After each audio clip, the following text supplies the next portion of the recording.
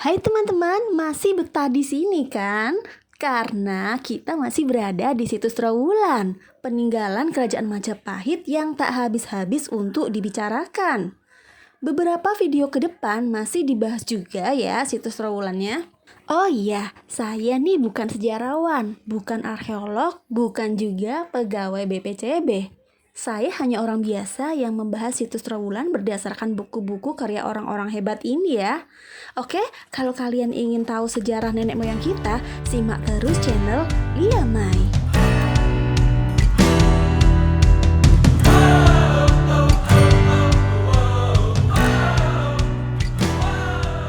Assalamualaikum warahmatullahi wabarakatuh. Selamat datang di channel Lia Mai. Buat teman-teman yang baru bergabung dan baru tahu channel ini, boleh banget dong like, share, dan subscribe-nya. Hari ini kita akan mendatangi Gapura Bajang Ratu. Apa sih Gapura Bajang Ratu itu? Dan ornamen-ornamen apa saja yang terdapat di dalamnya? Ayo kita jalan terus. Seperti yang teman-teman lihat sebelumnya, di situs Trowulan itu pastilah disambut dengan penataan taman yang indah, rapi, bersih, dan juga terawat. Harga tiket masuknya juga murah, yaitu Rp3.000. Tidak ada apa-apanya loh dibanding dengan apa yang akan kita dapatkan nanti. Tapi apa masih banyak yang minat ya dengan wisata sejarah semacam ini? Semoga aja generasi muda masih mau mengingat cikal bakal Nusantara ya. Jika teman-teman ingin belajar sejarah, di sini juga menyediakan guide loh. Mantap banget kan? Hehehe. Nah itu dia, Gapura Bajang Ratunya sudah kelihatan. Kita bahas yuk. Gapura Bajang Ratu atau juga dikenal dengan nama Candi Bajang Ratu adalah sebuah gapura atau candi peninggalan Majapahit. Lokasinya berada di Desa Temon, Kecamatan Trowulan, Kabupaten Mojokerto, Jawa Timur. Nama Bajang Ratu mungkin ada hubungannya dengan Jaya Negara. Bajang artinya kecil, kerdil, atau tidak jadi. Menurut kitab Pararaton maupun dalam legenda, Jaya Negara dinobatkan menjadi raja ketika masih kecil atau bajang, sehingga gelar Ratu Bajang sangat melekat pada dirinya. Gapura Bajang Ratu ini terbuat dari bata, kecuali lantai tangga serta ambang pintu yang terbuat dari batu andesit. Denah bangunan berbentuk persegi 4 dan dengan ukuran 11,5 kali 10,5 meter, serta tinggi bangunannya 16,5 meter. Nah, untuk tinggi lorong pintu 1,40 meter. Secara vertikal, Gapura Bajang Ratu dibagi menjadi 3 bagian, yaitu kaki, tubuh, dan atap. Tinggi kaki gapura 2,48 meter. Struktur kaki terdiri dari bingkai bawah, badan kaki, dan atas. Pada sudut kaki, masing-masing terdapat hiasan atau panil, kecuali pada bagian kiri depan dihiasi dengan relief Sri Tanjung. Dalam kisah tersebut muncul tokoh Ranini, jelmaan Dewi Uma Sakti Siwa. Jadi nih teman-teman, dalam relief atau panil itu terdapat sebuah tema. Kalau Sri Tanjung itu bertema tentang pertemuan manusia dengan dewa serta percintaan. Jadi ceritanya mengenai kesetiaan Sri Tanjung kepada suaminya Sidapaksa yang mengadakan perjalanan dan bertemu dengan para dewa. Sri Tanjung difitnah telah berbuat serong oleh Raja Sulakrama. Di akhir kisah, Sidapaksa dan Sri Tanjung berhasil bersatu kembali berkat peranan Ranini. Jadi gini nih teman-teman, Sidapaksa itu pergi ke Kayangan, bertemu dewa-dewa serta ditolong Dewa Indra dan kembali ke alam manusia. Sementara itu, roh Sri Tanjung sempat terlunta-lunta ke alam kematian, ditolak oleh Yama, tetapi dihidupkan kembali oleh Ranini. Dalam cerita ini baik Sidapaksa ataupun Sri Tanjung pernah bertemu dengan alam dewa-dewa. Dalam cerita Sudamala, yang dirasuki prana Batara Guru atau Siwa Mahadewa ialah Sadewa. Dewa dan manusia bersatu. Dengan kekuatan itulah Ranini kemudian dilukat. Dilukat itu artinya dibersihkan jiwa dan raganya. Tempat tinggal Ranini yang bernama Setra yang semula menyeramkan diciptakan menjadi taman yang indah. Ya, itulah gambaran singkat Sri Tanjung ya teman-teman, semoga membantu. Jadi nih teman-teman, konsep pertemuan antara dunia manusia dan kedewataan juga dapat diungkapkan dalam penggambaran relief naratif di candi-candi masa Majapahit. Relief tersebut selain berfungsi sebagai penghias bangunan, juga mempunyai fungsi keagamaan, karena relief cerita mengacu pada karya sastra yang menguraikan ajaran keagamaan. Pada umumnya, karya sastra Jawa kuno menguraikan ajaran agama yang dibingkai dalam suatu kisah. Kisah keagamaan itulah yang kemudian dipilih oleh para seniman pembangun candi untuk dipahatkan sebagai relief cerita penghias candi. Nama Bajang Ratu pertama kali disebutkan dalam Ondik-Ondik Verslah atau OV pada tahun 1915. Penyelamatan yang pertama dilakukan pada tahun 1890 dengan jalan dipasang balok kayu sebagai penyangga dan kemudian diganti dengan besi karena kayu tersebut kropos atau lapuk.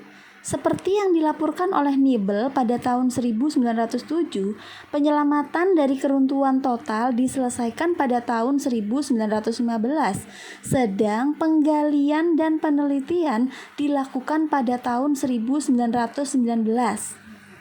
Bajang Ratu merupakan pintu masuk atau gapura dengan bentuk padu raksa, yaitu beratap tunggal. Atapnya tinggi, terdiri dari tingkatan-tingkatan horizontal dengan puncak berbentuk kubus. Pada atapnya terdapat beberapa hiasan relief, antara lain relief Kalamakara, relief naga berkaki, relief kepala kala, relief surya atau matahari, relief mata satu atau monocle cyclops, kemudian relief Ratna atau relief mahkota atau kelopak bunga. Fungsi relief-relief tersebut adalah sebagai pelindung atau penolak bala, penolak dari segala macam mara bahaya. Pada bingkai pintu terdapat ornamen berupa relief binatang bertelinga panjang dengan ekor berbentuk sulur gunung sebagai hiasan. Pada samping kanan dan kiri bangunan induk panil yang agak sempit dihiasi dengan relief Ramayana, menggambarkan peperangan antara manusia kera dengan manusia raksasa. Gapura ini juga bisa disebut dengan gapura bersayap, melambangkan bentuk pelepasan, karena bagian kiri dan kanan terdapat sayap atau pagar yang kini tinggal pondasi saja teman-teman. Pada lantai dan atapnya diletakkan umpak persegi panjang dengan 4 buah lubang di bawah dan 4 buah lubang lagi di atasnya, atau juga bisa diperkirakan merupakan engsel pintu. Ada 2 pendapat mengenai fungsi gapura Bajang Ratu teman-teman. Yang pertama, sebagai pintu masuk menuju ke sebuah kompleks bangunan suci. Pendapat ini bersumber pada relief Sri Tanjung yang udah saya jelaskan di depan ya, yang melambangkan bentuk upacara pengeruatan atau pelepasan. Sumber kedua berdasarkan bentuk arsitektur bangunannya yang merupakan gapura padu raksa, seperti halnya di Kompleks Makam Sendang Duwur, Paciran Lamongan, Gapura Plumbangan Blitar, dan lain-lain, yang melambangkan bentuk pelepasan atau sebagai gunung, tempat tinggal roh dan para dewa pada masa pra-Hindu. Nah, fungsi yang kedua sebagai prasasti untuk memperingati wafatnya seorang raja. Dalam hal ini adalah Jayanegara yang wafat pada tahun 1328 Masehi. Hal itu didasarkan pada relief Ramayana yang bentuk dan gayanya serupa dengan yang ada di dinding Candi Penataran Blitar abad ke-14.